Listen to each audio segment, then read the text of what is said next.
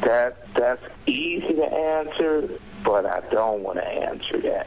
You don't want to put yourself in a catch-22, or basically you plead the fifth. Right. Believe me, that's easy to answer, but I don't want to answer. All right, so they declined comment on the answer, which is all good. Now, what do you guys feel about the current state of the music industry with albums not selling like they used to, and basically to go maybe, I'll say 100,000 is good, and going platinum is now like a rarity? We know why that all is, and it's a little sad for the industry. It really is sad for the industry. The industry has changed because of it.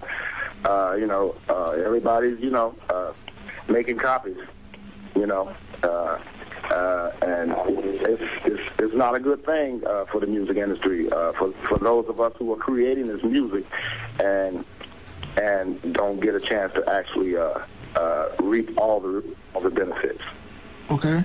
So now, what are you guys up to? I know the Deele has reformed, so tell me what's going on with that. Well, right now, we're on an indie label out of Dallas, Texas, and it's called D-Town Records.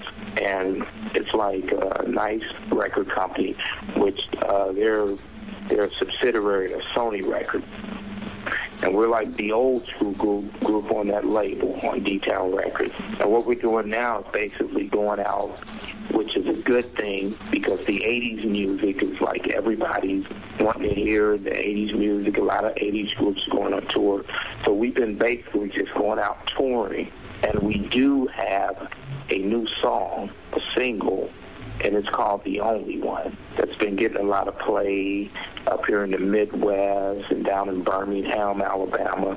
And the name of that song is called The Only One. And for the fans, they can go to iTunes Pub, a little shout out, and if they want to download that song and support us, they can go to iTunes and get The Only One. But basically, that's what we're doing right now. Okay, people, definitely go to iTunes, check that song out, check them out, and then to basically close, how do you guys feel when you have fans, old, young, and are like, man, my mom introduced me to 2 occasions and shoot-'em-up movies, and I pretty much wish I was born during an earlier time when I can experience the type of music as opposed to what's coming out now from a younger fan standpoint?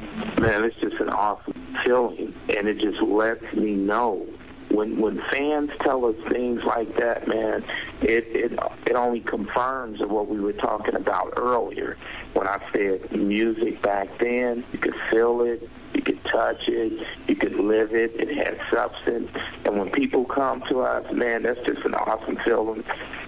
It makes you feel good, and it just confirms that back in that time, that was good music. Where, like, right now, man, you can throw on a host of artists, Howard Hewitt, Lakeside, anybody, and that music sounds good, it feels good.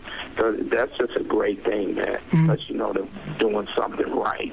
Right. And Jarrell, you sound like a young old school guy anyway. It's like, I almost sound like you were back at that time. Yeah, I was just running around in probably Pampers or something when like 2 occasions here, because I was like 2 when that came out in '87, but pretty much came up with you guys, and then Babyface with Tender Lover and all of that good stuff, and pretty much that music and basically early mid-90s and some of the early 2000s was great. And I could just throw on, like, some of y'all had Lakeside on when y'all was cooking out. Admit it. Some of you guys did and electric sliding. But pretty much either way, here or there, music is music. And I just feel that, the industry needs to invest more in quality over quantity, and basically build a grassroots following, and just give it time. Because in the state of the industry now, if your success is based on your first album, and if it flopped, some of these artists may not even still be around and have a deal had somebody not went to bat for them and convinced the label, like, you need to keep them.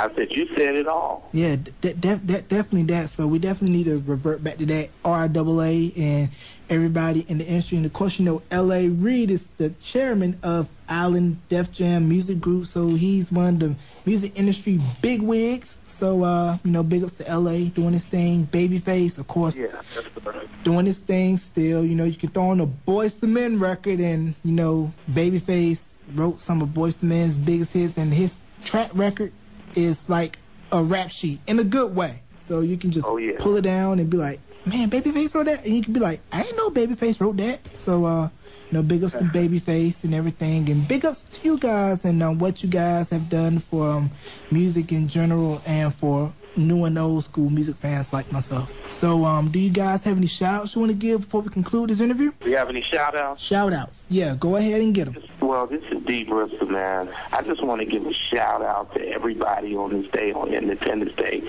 Old fans, new fans of the Deele, man. Just keep on doing what you're doing. Keep on listening, and the Deele will be hitting y'all up with some new stuff. But like I said, don't forget, the single's called The Only One, and you can find it on iTunes, D-Town Records. And this is Kayo, and I just want to say, Greensboro, we thank you very much, and we love you. See you soon. All right, you guys have a MySpace page? What you do is go to D-Town Records and look up the Deele. All right, people. Go to D-Town Records and put in the Deele. All right, people, there you go. Check them out. D and Kayo, members of the R&B funk group, The Deele. Thank you guys for doing this interview and hang on the line. God bless, man. Thank you. All right.